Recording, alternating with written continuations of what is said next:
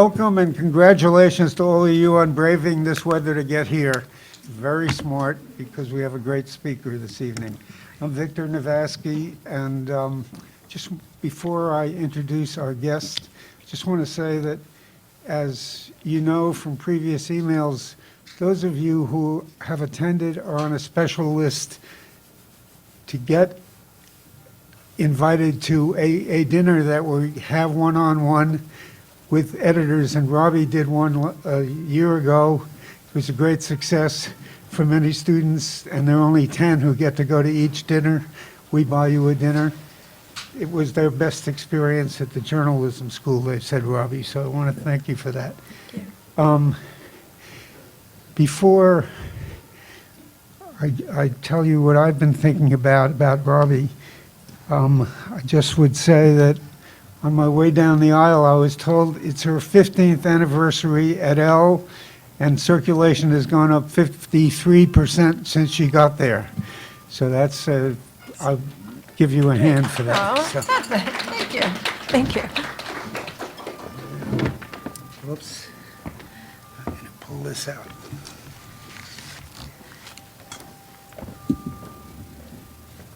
So our speaker tonight is Robbie Myers, who, as you know, is the editor-in-chief of Elle magazine. She also bears the title, if you still bear it, of VP of Brand Content of Elle magazine. And you can talk to us about what that means.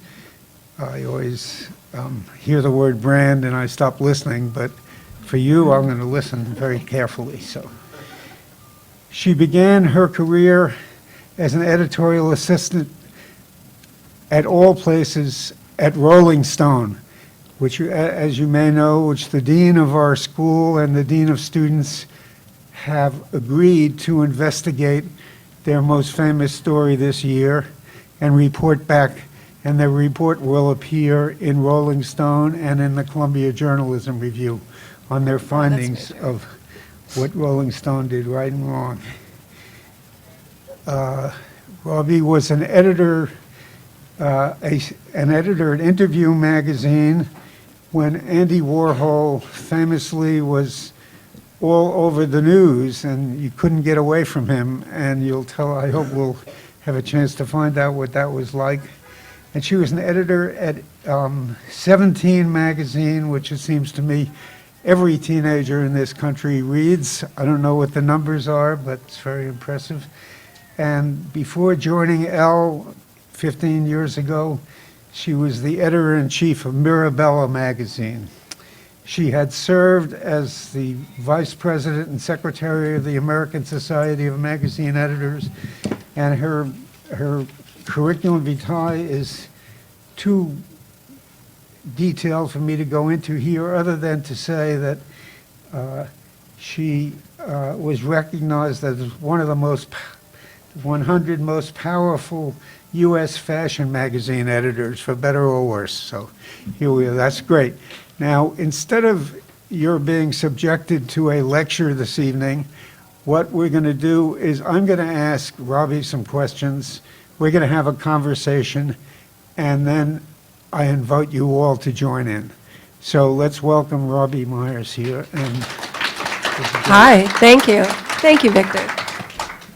okay, let me come join you at the table. So can I ask a question while you're Yes, you can joining ask us? a question. How many people in here think that women's magazines are the devil and are bad for women? Good. How many people in here actually read women's magazines and have looked at Elle and actually read the stories? And great. Oh, good. Thanks for that. And, forgive me, Victor, for jumping in here, but the reason I ask is because 2 days ago I was on a panel, the Magazine Publishers of America, and right before I was about to go up, I was backstage, and Jim Nelson, who's the editor-in-chief of GQ, was interviewing Amy Schumer, who, like a fantastic talent, and we sent up this issue, which is our Women in Television issue, and And when Amy was on stage, I was kind of listening. I couldn't really see her through the curtain, but Jim started asking her, she's about to play a magazine editor on television in her next show, and Jim was asking her, about what she reads, and they got on the topic of women's magazines. And she said what a lot of people say, which is, I don't really read them because they make me feel bad about myself. And, it's something that I'm always, I'm asked that a lot. I'm asked to talk about that a lot. And, the idea that there's one idea out there about women and there's one magazine and that we're all sort of lumped together as kind of a massive focus group, if you will. I mean, there are hundreds, if not thousands, of magazines out there that are for women. And, the women who read Elle are not the same women who read Good Housekeeping or who read More magazine or et cetera, et cetera. I'm a woman. I read Esquire. I read the New York Times. I, am online reading like everything that I can get my hands on. So, I hope that we'll get a chance a little bit, Victor, to talk about, and I hope you'll ask me questions about, what about women in the media and, sort of try to really get at what it is that people don't like or don't really understand or don't find in a magazine like a fashion magazine like Elle. Well, we'll definitely get a chance to talk about it, and if we don't, it's up to you to force us to talk about it, so, good. But for the purposes of diversity, which I believe in, what about men?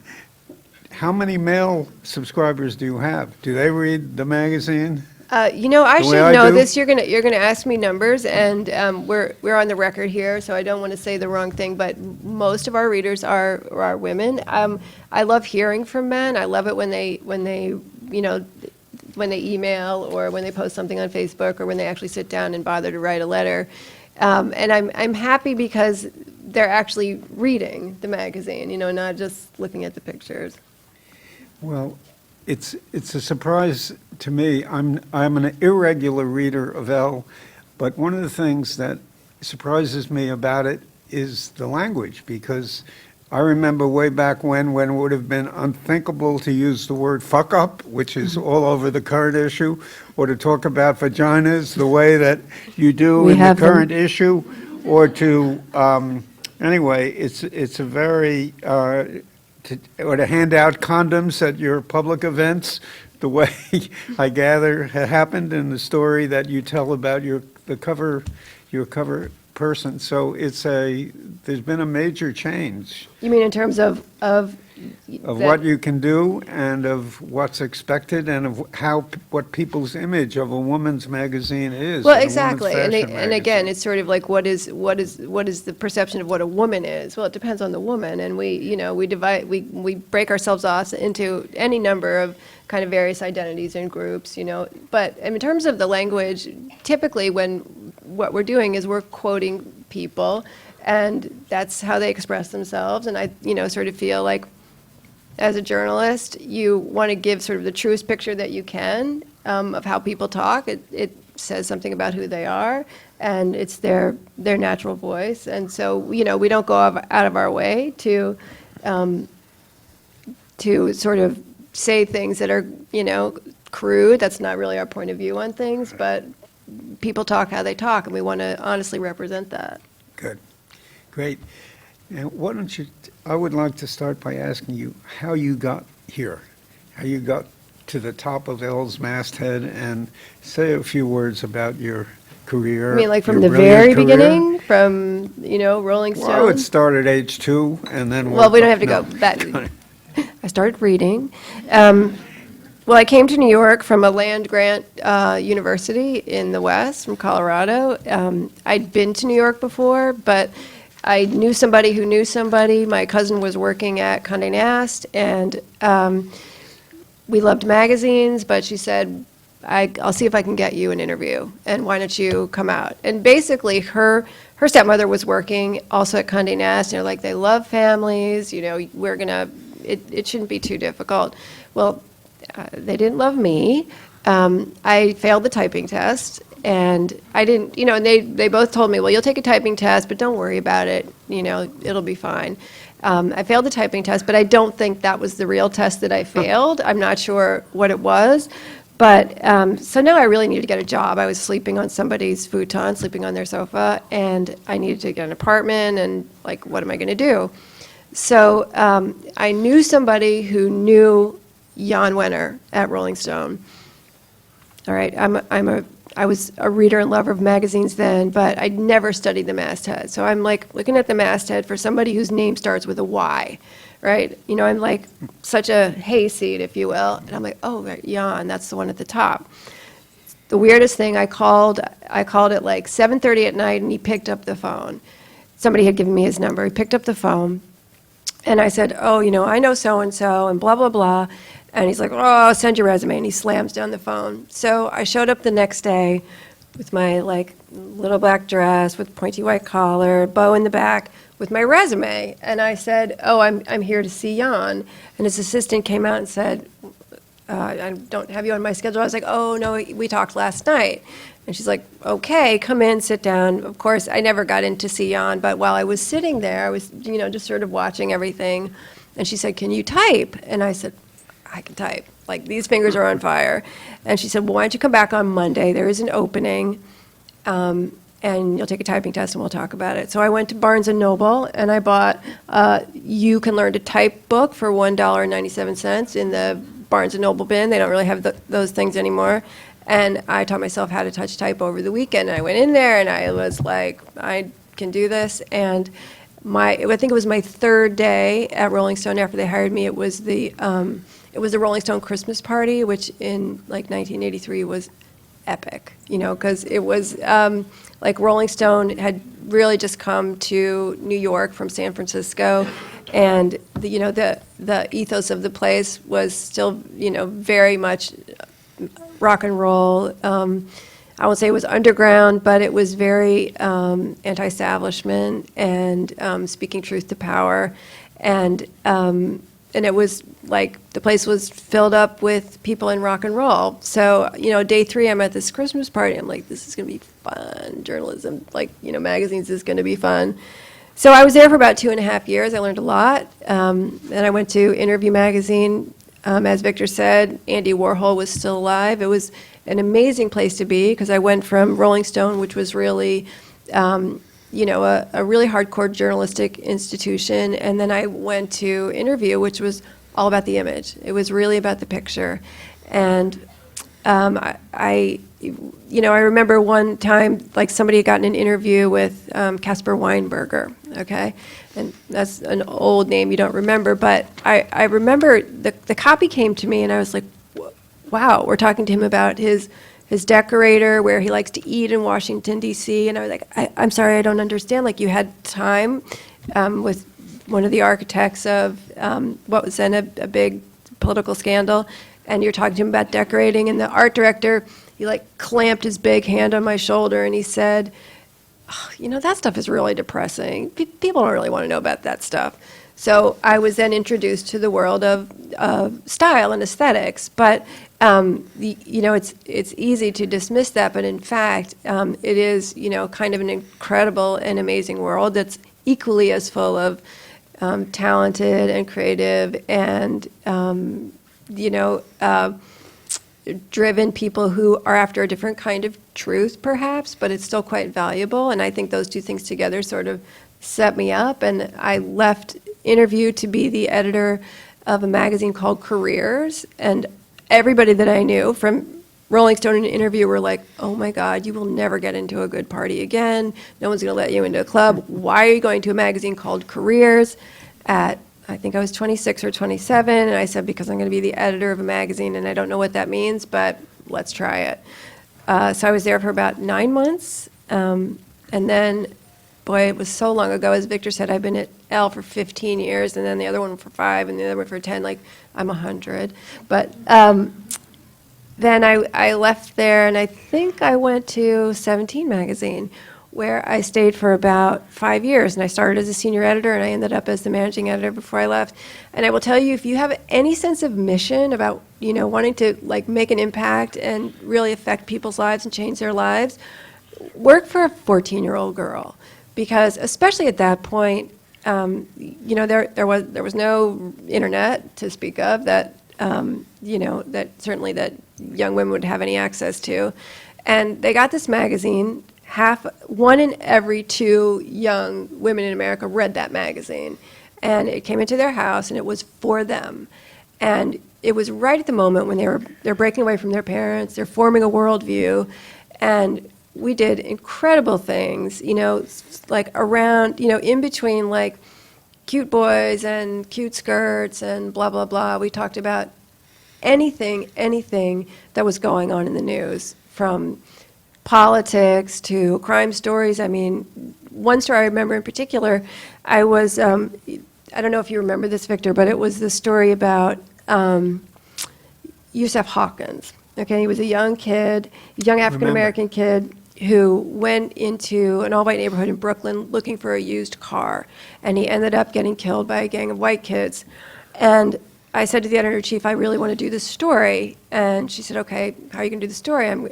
It was about teenagers. It was about culture. It was about all kinds of things. So we sent a reporter, and it was a great story. We ran the story, and like maybe 3 weeks later, there was a letter that came. Now, back in those days, and it's kind of like the way kids share now, the magazine would get hundreds, if not thousands, of letters from girls. And we had a full-time reader mail department, 2 women who, 99 out of 100 letters were about like boys and popularity and things like that.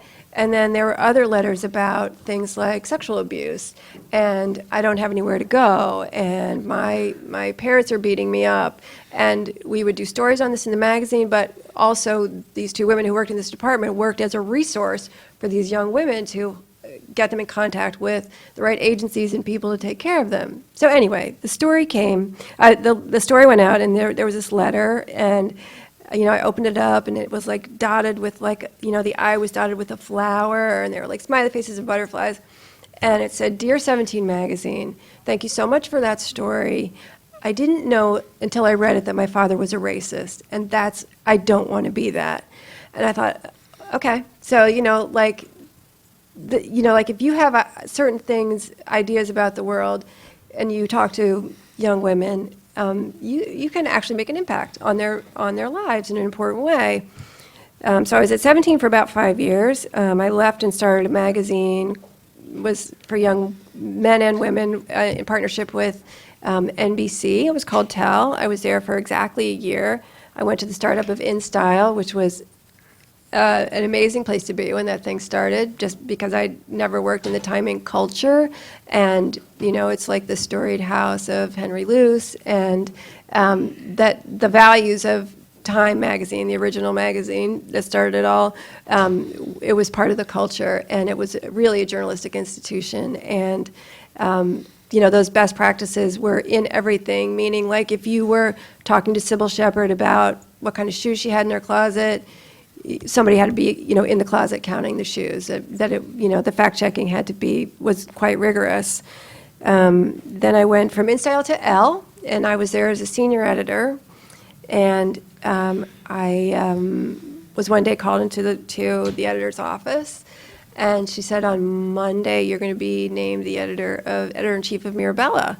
And I thought, okay, that's a pretty big jump. My first response was utter fear, and the person who I was replacing was somebody who had hired me and who was truly a brilliant editor, and I adored her, and I said no. I said, I can't do it. And she said, listen, you're not taking this job is not going to undo the fact that things are going to change. And she said to me, trust me, you want this job. And it was really was hard for me. It was obviously much harder for the person I considered my mentor, but she was ready to, take another step in her life. And I was there for 5 years, and then I was made the editor-in-chief of Elle 15 years ago. So that's a long story, probably longer answer than you wanted, but, No. so, I've been working in the industry for a long time. It's an amazing story to me. It's, anyway. But your first job with Rolling Stone, so Rolling Stone is all over the news in the last few months because of their story about Right. the gang rape at the University of Virginia. Could you share with us your thoughts about that story from what you've read in the newspapers? I know you don't know the inner details. I don't, but, it's funny, we're doing a piece on Renata Adler. She has a new book that's coming out, and one of the things the interviewer asked her about was about that story and her opinion on that. And she said, it was ridiculous, the criticism. I don't know why the reporter should have called the accused and blah, blah, blah. I feel very differently about that. I really don't want to criticize. I wasn't there, but from where I sit, I think that I don't understand why they didn't report it out a little bit better. And I don't know how it got through fact check. And Right. so I don't think she called the accused. That was the thing that struck Well, me about it. So. yeah, well, that's what I mean. Yes. And so, I don't think it was fully reported, and I don't understand, and I don't know if there is an element of sexism in there or not, or something about, that she was too delicate or she was too X, Y, and Z.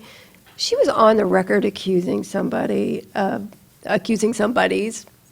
of a crime, and I don't know why she would necessarily be in a special class for that and not. But a lot of people that I work with some very smart people, and they disagree with me. So. Okay. So we talked a little at the beginning. What is the situation of women in the magazine business these days? Could you just give us your thoughts about that? You mean out as loud? professionals working in the magazine I business? mean, are things as closed as they used to be, or is it all opened up now? Is it, are jobs, are there certain jobs that women are not eligible for in the same way that men are? Just as there are jobs in fashion, it looks like that men might not be immediately eligible for, although maybe they are.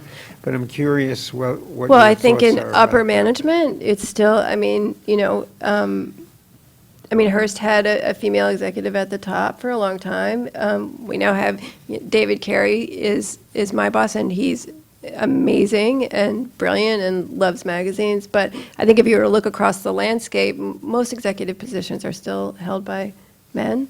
In terms of editorial, I hate to say this, but there were male editors of magazines meant for women for a very long time. But for a lot of people, and going back maybe 30, 40, X amount of years, magazines were the places that a lot of well-educated, well-brought-up young women would go to get a very low-paying job because it was good and interesting work. So it was populated by women, but not really run by women. And there are a lot more women now who are running both the business side and the editorial side. Right. So there are plenty of jobs out there? Is that what? Well, it depends. Good. Print is dead, long live print. We could talk about that forever. Elle magazine last September published the largest issue in the history of Hearst magazines, a 127-year-old company. So there is some vitality. It depends on what group you're in. You hate the word brand, but my feeling about it, Victor, is whatever the medium is, we want Elle to be, have an imprint, like as long as the core values of the magazine are expressed there, then online, on television, wherever. Right, good. You have said in the past, I think the last time you were here, you may have said it, there were two kinds of people in the business. There were the word people, and there were the visual people. Right. And you pointed out ironically that the editorial budgets devote all this money, 90% of the budgets go to photography, and yet the word people end up being the editor-in-chief. Right. That was a very interesting observation to me. I wonder how you think what you think about the whole Charlie Hebdo episode coming after the Danish caricatures, in terms of why visuals seem to stimulate the emotions the way they do, and why they end up being at the center of these controversies. Oh my God, that's such an interesting question. Well, I think the thing about a visual is it's a self-contained idea, right? So you see it and you understand a whole universe. You know, you can understand a whole universe in there. So it's a very quick way to communicate a big and small idea at the same time, and the supporting ideas beneath it. But I also think, you know, we're visual consumers. We're visual, like we love to look at things, and it's a you know, really potent way of communicating with people. I mean, you know, I don't know that the same thing would have happened. I don't know anything about it, so I don't want to pretend that I do. But that the same thing would have happened if it had, you know, been like a long written 10,000 word Right. investigative piece. Who knows? Yeah. Okay. You've been involved with Hachette, and have you followed the Hachette Amazon dispute?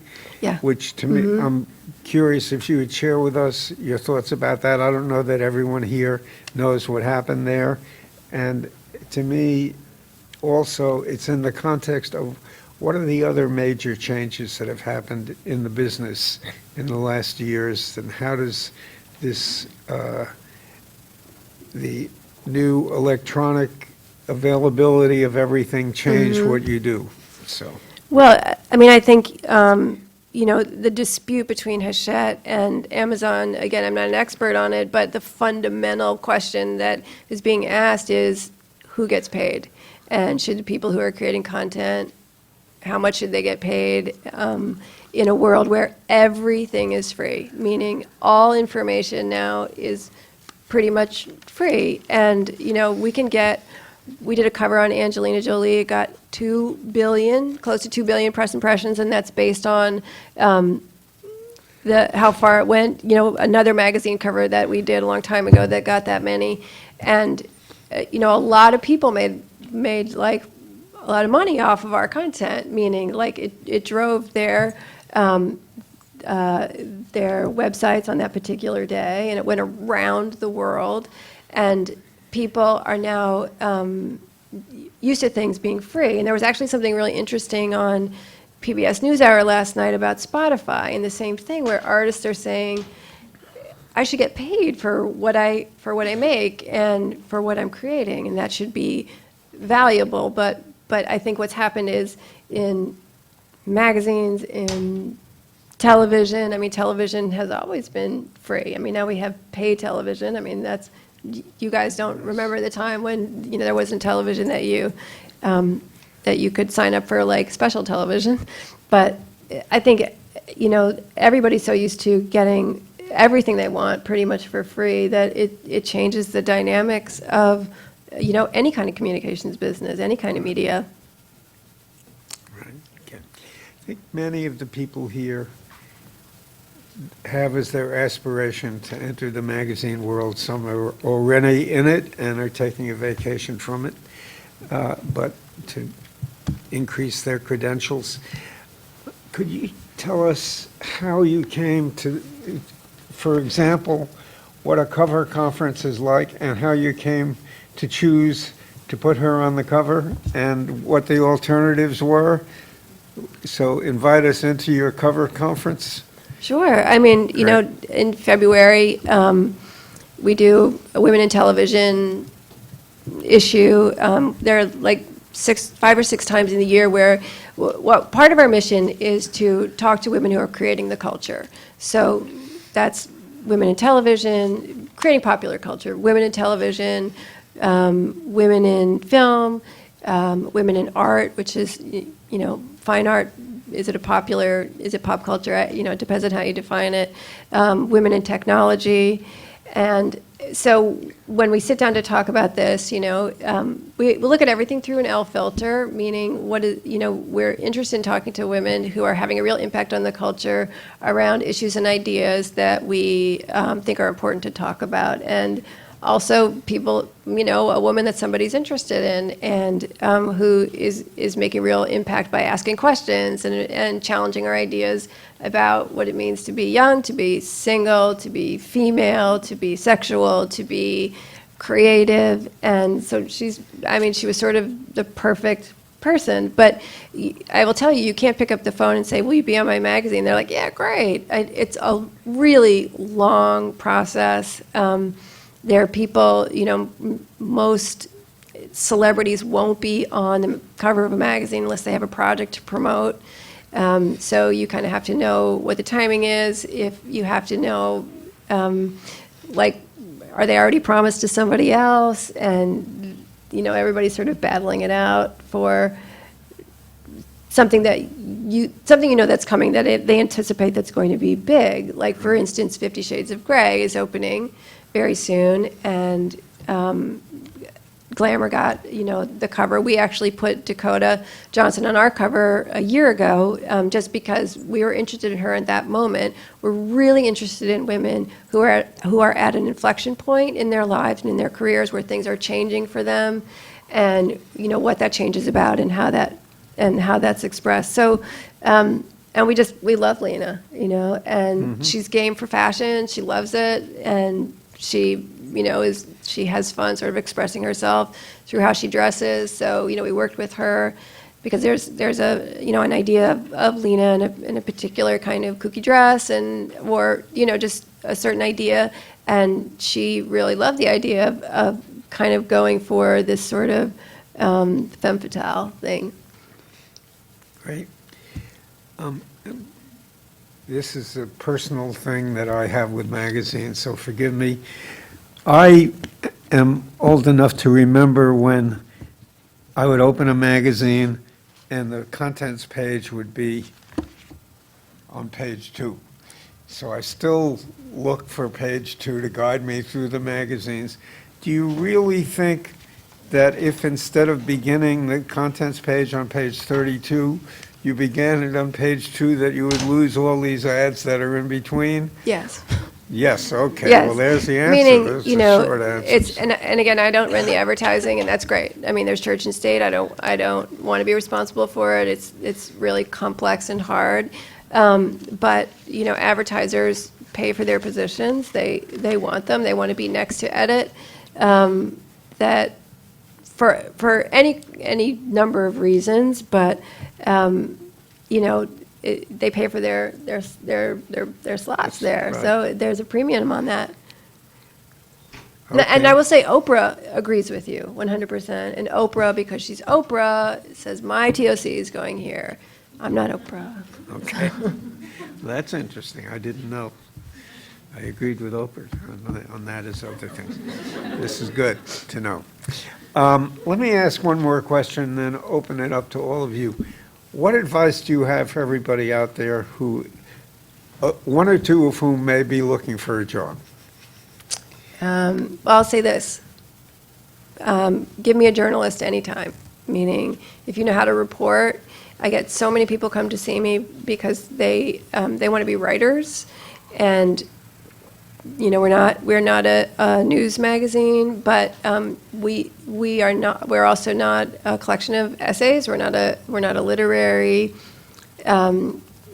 fiction magazine. Give me a reporter and a writer, somebody who knows how to ask a question, how to get a question answered. And if you have style and flair, that's even better. If you have voice, but whether it's the flat part, the print part of the magazine, or online, or you want to write scripts about Elle. I think curiosity, voice, and humility. What shouldn't they do when they go for a job? Okay, this is what you shouldn't do. Don't come to my office and go like this. Okay, during the job interview, I've had so many people say to me things like, this is a means to an end. I'm like, why do you want to work here? Well, I see myself doing X, Y, and Z. It's like, okay, but there's actually an economic reason why assistants get the coffee. And I always explain this, is because for me to get up and leave my office for 15 minutes to go outside is not cost effective, because I can have a meeting and make 14 decisions with people during that 15 minutes. You're not making those kinds of decisions, and there isn't any coffee here, and it's not about like waiting on me, but if I'm having a meeting with 10 people and you do the nice thing and say, would you like some coffee or some water? If I spend 15 minutes collecting the water or coffee for everyone, then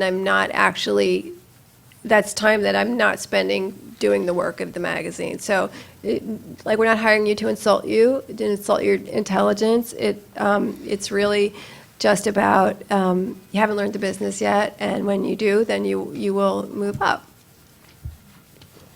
Okay, good. So there you have it. You're all hireable. So why don't we have a microphone here for your observations, questions, conversation. Why don't you join in? So, and if no one has any questions, I'm going to...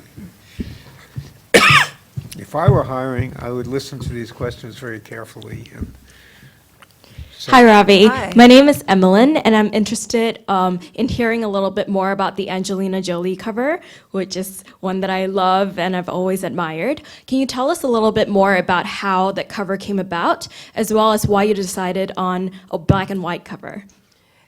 Well, that was a year in the making. Thank you for asking the question. That was a year in the making. So, there's you throw a dart at the calendar, and you're like, okay, so Maleficent is opening on X day. There's going to be a lot of promotion behind it. It's going to be a big movie. What the big movies are going to be. We already know for next year, and Angelina was the star that everybody wanted to talk to, because she's actually somebody who goes quiet, meaning she's not like always jumping in front of the camera, or if she doesn't have anything to promote, she's not out there. She wants to live her life, and she's a director now, so she has interesting and really interesting. I mean, just found her incredibly smart, and just very cool, and we were happy to talk to her. But so we started working with Disney a year in advance for Angelina. It was very much about who's going to take the picture, who's going to do the story. She is a director now, and directors are famous for controlling every single detail. She had a relationship with Eddie Slimane, who is, the designer at Saint Laurent, and they had worked together before, and he also in the world is a celebrity as well, and so it was just a lot of back and forth. We heard that she had over 500 press requests. That was probably just in the United States. I don't know exactly what that number represented, but everybody wanted that cover. But so we just spent a lot of time. I think that we brought a particular combination of sort of how we talk to women, what we talk about, and how we shoot them, and what our point of view is on fashion. And Eddie Slimane was an amazing name for us to get, and we were thrilled that it worked out the way that it did. Thank you. Thank you. Thanks. Next, Jill. Hi, Robbie. Thank you for being here today. I was just curious. I don't read the magazine very often, and I was wondering if you'd ever featured a trans woman on the cover, and if the magazine is ever pressured to weigh in on trans issues and women's issues, because I know sometimes, like, the definition of what is a woman is debated often. Well, there's a story in here about Jill Soloway, who is a creator of Transparent. It's our Women in TV issue, and she created Transparent, which is about it's really her life story. I mean, her father, who's a transgender woman, and it's a great show. So it's, you have to start with the story first, as opposed to, meaning, it depends on what the story is, right? We tend to put women on the cover who are very well known. We do 12 covers a year. I mean, it's pretty valuable real estate. But so we have the story, and Jill Soloway talks about that a lot. We did a story sometime in the last year about Brittany Griner, and that wasn't, not saying she's transgender, but in talking about what is sex, what's the difference between sex and gender and how you're born, and just what, sort of the WNBA, I mean, her experience as a professional basketball player, and how people were sort of, questioning what is she, and in a very sort of like awful and unfair way, and which is always a hidden way, meaning like they hide behind the anonymity of the web, and criticize her. But some sports journalists were on the record talking about that. So you have to start with the story, and go after and unpack those issues around a compelling narrative. Thank you. Thank you. Thanks. Hello, my name is Yasmin. I'm French, so I grew up with Elle, France. So I was just wondering, what are the issues that matter to American women in today's society? Well, I would say, I would ask anybody in this room, I think it depends on the woman. I think women are as interested in what's going on in the culture as anybody else, meaning like we create the culture, we're part of the culture. What our readers are interested in is, again, I said very different than what Good Housekeeping readers are interested in, but they're not mutually exclusive. So Good Housekeeping readers, they like to cook. There are a lot of women who read Elle who like to cook too, but we don't cover recipes. So in terms of what issues are important to us, it's really about how women move through the world. And women, as I said, who are making the culture and wanting to make an impact on the culture, and what it means to be a woman, between X and Y ages, who we assume a certain level of cultural literacy on behalf of our readers. So we assume that she already is interested in talking about the things that that we're talking about. So we try not to talk down to them, and we're interested in. There's very little that we can't do in some way, because there's nothing that doesn't relate to women in the culture. So we just slice it up in terms of like politics and the arts and popular culture, and absolutely fashion, and what, it's a very, this is our 30th anniversary of being the first foreign edition of French Elle. And, of course, French Elle is a weekly, and I think they say every woman in France reads French Elle at some point in her life. As a weekly, they can take more of a news angle on things. But, it's so interesting that, in my experience going to Paris and going to France, is that women in France think that talking about fashion and understanding fashion is part of being culturally literate, along with like the arts and film and books. And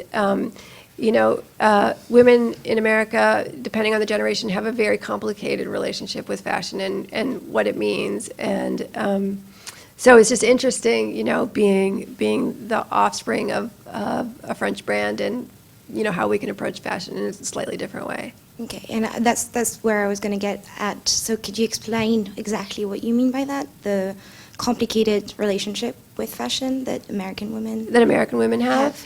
Well, I think, there's, for a long time, and I'm really not experiencing this with people of your generation or younger, or even older women. But, I was brought up that, a very liberal mother, was a war protester, et cetera, that women you know, like, don't let anybody objectify you. This is a very strong message. And so, like, okay, you think about what that means, but then you sort of are growing up and you're you know, making your way professionally, and it's sort of like, well, I like boys. I like men. And this is something I really learned at 17, which is, as I was saying, like 99% of the letters that would come in were about boys and relationships, and so often they would say, how do I get a boy to like me? And my initial reaction was, that's not the right question. The question is, do you like them? The question is, you know, don't like remake yourself into something that they like. You know, like, this was our point of view, and this was something that I sort of promoted very strongly at 17, but they never stopped asking. And so I thought, okay, is there another way to come at this? Is there another way? And then as I got, you know, sort of went through the ranks and started having an older audience and really looking deeply at the women that I work with and at myself, that, you know, relationships and sex and attraction is key to everybody. You know, whether you're attracted to the opposite sex or the same sex, but that there's something very fundamental about that. And so, you know, my views on that have changed. And there was a feeling, I think, in America for a long time that if you were successful and professional, that you needed to look masculine, and that you did not want to sort of walk around with, you know, female signifiers of like luxurious hair or red lips or things like that. And, you know, the women I know who are really accomplished, and we just put together a board of very accomplished women, they don't really feel that way anymore. You know, that it was just as limiting and confining to think that you had to strip yourself of any kind of projection of yourself as a sexual person, and, you know, to dress and act like a man, that men and women aren't the same. And that's okay. And I don't really know if that answers your question, but. Okay, well, thank you very much. Yeah, thanks. Ed? Hi, I'm Lucia. I'm from Brazil, and we see a lot of changes nowadays, you know, with digital journalism. And how has it affected your publication, which is, you know, it's really beautiful. And and second question is about social media and how important it is for you guys. Well, it's key. You know, I mean, the way we sort of exist as a brand now is there's the magazine, which is a certain kind of relationship to a reader. Then there's the website, which, you know, is very news-oriented, very news-based. It's, you know, it responds like immediately within 24 hours. So much of I'm not going to get the number right, but so much of our traffic to our website comes through social as opposed to, or search, meaning like somebody's like, oh, you know, like transgender politics, right? And if we have a story that has been really popular, it comes up high in search. You know, they're not like Elle magazine on transgender. So, but the great thing about social is you really know what people are thinking and feeling, and you can really have an in-time conversation with them, which is fantastic. Yeah. Thank you. Mm-hmm. Hello, my name is Carla. Hi. Fashion, I wrote it down. Okay. Fashion magazines get a lot of flack for issues like diversity, especially for body image and race and feminism. I mean, you all came under fire for the Minnie Kaling cover. What is Elle's approach to these sorts of topics? And, well, your cover star here is Lena Dunham, who, in another magazine, was criticized for Photoshop. You know, what's Elle's Photoshop policy? Well, I mean, you know, in terms of, if you go back to like the 20s, the 30s, the 40s, and you look at those images, okay, they were photoshopped. They used a paintbrush, right, and retouched it.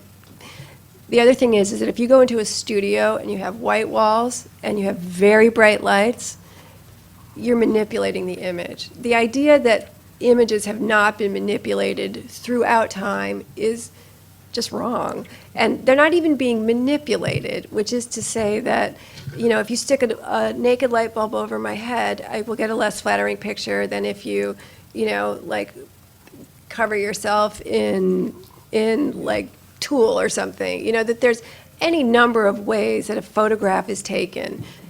Everybody, car magazines, everybody retouches, okay? We try to honor the body and the looks of whomever we're shooting, but which is to say that, like if you take a picture of Mindy Kaling in a, like in a press line somewhere, right? And then you put her in the studio and she loves hair and makeup, she loves getting her hair and makeup done. Those images are going to look very different. Is there one that's more true? Is there one that's more representative of who she really is? If you were to see her in this room versus see her out there, she will look very different. So the idea that there's some fundamental truth that's being manipulated is really complex and complicated. The Mindy Kaling thing was insane, and I'm not going to unpack it here, but she loved her picture, and we crop, fair-haired, light-skinned women all the time too, or show them at full length, or, Angelina is like practically in a crouch, considered the most beautiful woman in the world. You can barely, see her body, it's just her face, shot in black and white. So people love to make issues out of things that aren't really issues at all. For the I don't know record, if that answers your question. For the record, but I like the Mindy Kaling cover. I do too. And just a follow-up. In your introduction, well, it's not a follow-up. In your introduction, you talked about knowing people. How important is networking, and do you have any sort of tips for networking, especially in this big old town of New York? Well, I would say, they say 50% of life is showing up. Just go. Meaning, whatever you're invited to, whatever you can do. One of the great things about living in New York City is that there's so much to see, and there's so many different worlds that you can thread yourself into. So I would say just go, because what happens over time is you meet people, and somebody, the former editor of Premiere said this to me. He said that somewhere somebody's having a conversation about your work that in 5 years will come back to you in some really weird way. But so, just be good at what you do and have as much fun as you can, right? Thank you. Yeah. Thanks. Hi, my name is Teresa. I'm a big fan. I've Thank always you. respected Elle magazine for really the variety of content, but also I think like you respect your readers. I don't know about another women's magazine that devotes more than a page or to like books, so I've really always respected that. thank you. And I'm wondering if you could talk a little bit more about your vision for the magazine in terms of your coverage. How do you see the balance of the different categories in the magazine? Is there anything that you would like to see expanded? What's your vision going forward? Well, editors like to make things, right? They like to create things. So the more pages that our very capable publishing side can give to us, that's great, because we just want to do more and more. The nice thing about a magazine is it's complete. There's a beginning and there's an end. And, my philosophy about editing that is it's the mix of things that gives it its voice, that gives it its point of view. So the more pages I get, the more I can mix things up, if you will. So, there's never enough room for, for writing, for investigative journalism. There's also, never enough room for beautiful images, and, we love to create them. So, it's just more, please. We love being able to do books and television and cover movies and cover, fashion from any number of perspectives, cover issues of identity and health and work and sex and love, just the basics. Yeah.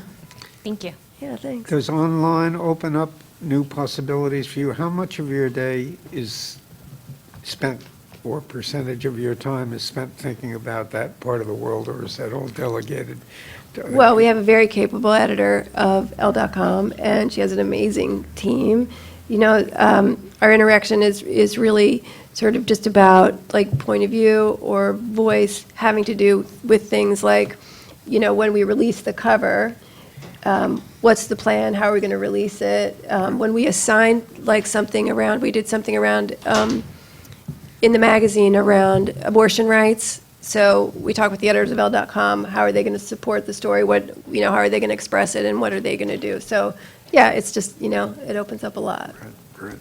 Hi. Hi, evening. Could you share two things that you learned in working alongside Andy Warhol and Grace Mirabella, two sort of iconoclastic personalities? Well, I didn't actually work for Grace. She wasn't at the magazine when I was working there, but we did have lunch together. And I don't know what I learned from her so much as just being in her presence when I was with her was, very invigorating, and she's a fascinating woman. In terms of Andy, like what I learned specifically from Andy, we didn't have a lot of interaction, like one-to-one when I was at the magazine. But, there was an obvious brilliance there, and where I worked, the factory was right next to the magazine. They were in the same building. So they were making the art on one side, and then you would pass through a doorway, and they were making the magazine on the other side. And I think, his brilliance was in, for me, this is sort of, like their college courses taught about, the impact of Andy Warhol. So I don't really have, a lot to add to that conversation. But, like, the importance of clashing ideas in popular culture and exploring that, I think, is what I took away from being in that environment. Did you work with, was Andre Leontali or Fran Lebowitz working at the magazine at Fran that was time? there, but she was a writer. I mean, she wasn't on staff, but she was, it was my second job out of college. So, I mean, I was an editor, but, like at that time in New York City, it was incredible, to be really, Interview was in many ways like Rolling Stone, like the center of a certain kind of cultural New York. And, I was there when AIDS just, started its,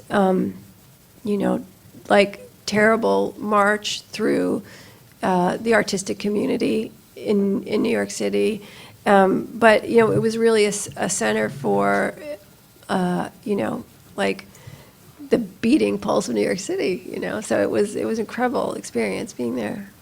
Thank you. Thanks. Hi. Hi. I was wondering if you could share a mistake that you made that became a big learning curve for you. Oh my God, there were so many. Like a mistake. Maybe something that changed the way you thought about being an editor. Well, it's weird, like I feel like, I'm Woody Allen in the psychiatrist's office, and like what's the first thing that's popping to my mind? One thing that was really hard for me to learn was that when you become somebody's boss, like you have to be their boss, So when I was at 17, I was on the same level with a very good friend. She was, probably one of my best friends in New York, and then I was promoted over her. And her friendship was as important to me as the job, and I misunderstood that balance there, and it was crushing. We sort of broke up in a way, because I had to accept that my job was to boss people around, including her, and I wanted to be like on the same level with her, but I couldn't do that anymore. So there's so many mistakes to pick from. I'm just like, that was one of the things that popped into my head about what I learned. So But the minute this is over, I'm going to walk out and be like, oh, there was that mistake and that mistake. Thanks.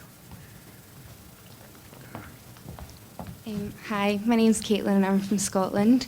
Hi. I was just wondering, Elle's always had such fantastic features and stories for women, but it seems like there's this real feminist movement happening, and at home in the UK, one of the things that Elle's tackling, and probably what people think one of the biggest issues facing women, is ageism. There's a lot of women disappearing, like over the age of 40 on our television screens, and I was just wondering what you think here at the moment the biggest issue facing women is, and if Elle is going to tackle that in their magazine. Well, I think that, some of the biggest issues facing women have to do with pay equity. And, I'm quoting somebody else here, but, the face of poverty in America is a single mother. That's, so we're going to tackle, there are a lot of political issues. We don't, we try to talk about whatever is kind of happening and important to women, but I'm so happy you brought up the notion that there is sort of, because we kind of feel it too and we see it too, meaning 10 years ago, women would say, I'm not a feminist. That doesn't describe me. And now young women are actually, like, they're okay with it, because there were a lot of ideas around feminism that young women now feel didn't pertain to them at all. They didn't have anything to do with their lives. But we're seeing some kind of change out there about embracing that word and the ideas of it, and that's good. That's a good thing. Thank you. Thanks. Yeah. So Fashion Week is coming up in New York, and I was just wondering if there were any shows that you're anticipating, and if you ever think that the tents will move to Brooklyn. To Brooklyn. Well, Alexander Wang famously went there, like in the dead of winter. It was really, really, really cold that night. But yeah, I think, I think they're moving downtown. It's our last season at Lincoln Center. But, everybody always anticipates Mark by Mark, and Peter Copping at Oscar de la Renta, whom we sadly lost last year. Altazora, love him, Jason Wu, but also, of course, like Michael Kors' show is fantastic, and it's just really like fun to be there. Calvin Klein, you can see a lot of shows, and I have other things I have to do too, but I try to go to as many as I can, and it's fun. It's a fun week. Yeah, thank you. Well, you've been very good about this barrage of questions. Let me just ask one last one, unless there are other people who are hiding their question. You started out being interested in news, and you ended up as the premier fashion journalist. Should fashion journalism, can you just talk about it, what it involves, and how it differs from the way journalism is taught in this place, if at all? And should there be a major fashion journalism concentration here? Well, Victor, I would say that I hope there is no difference. Fashion is a real thing that happens in real time with real people, and there's the reporting on it, right? And then there's the choosing of it. So we pick clothes, we pick ideas and women based on sort of what our interpretation of the season is. But in terms of the journalistic aspect of it, if you really probe fashion, it's about a lot. It's about a lot. It's about the dress, but it's also about the woman in the dress, we like to say. So I hope that that we are thoughtful and careful when we talk about anything in the magazine. Great. So. If there are no more questions, yes, you have another question. Yeah, Sure. I have another question, Feel and it's free. related to what was just asked. You, famously, have very strong opinions about women's magazines being able to do serious journalism. And I'm wondering if you could talk about your initial response to that article, or that question, and, kind of walk us through your thought process in responding to it. Well, what you're talking about was, there was a story that ran, it was a cover story that ran, forgive me, I can't remember the name of the magazine, but it was like, here's the future of magazines, and it was like 6 white men. And somebody who was actually a really old, close friend of mine who runs ASME, the American Society of Magazine Editors, they were sort of talking about this, and like, where are the women, where are the people of color? And he made a comment about how, women's magazines aren't, quote, interested in this kind of literary journalism. And it just, kind of popped a cork that, again, all women are lumped together. Anything having to do with women's media is all like in, one gigantic pile. So it was really just like something I responded to when I wrote about the fact that, in fact, at Elle, we actually, send reporters out for a long time to report on big stories and, and do real journalism, but also, like that good writing raises any idea up, that it's in the exploration, it's in the writing, it's in the telling, where real ideas come out and challenges to your beliefs and things like that, so we believe and hope that it exists in some way in Elle month after month, and certainly, that's what we try to do. So thank you. Thanks, everybody. Thank you. Great, everybody. Thank you very much. This is great. Thanks for coming. And I just want to say, I'm so happy my 14-year-old daughter is here to, see what college is like. I made her come up here. So, thank you, everybody, for being so cool and powerful. Thank you. Okay. Thank you. This is terrific. Great.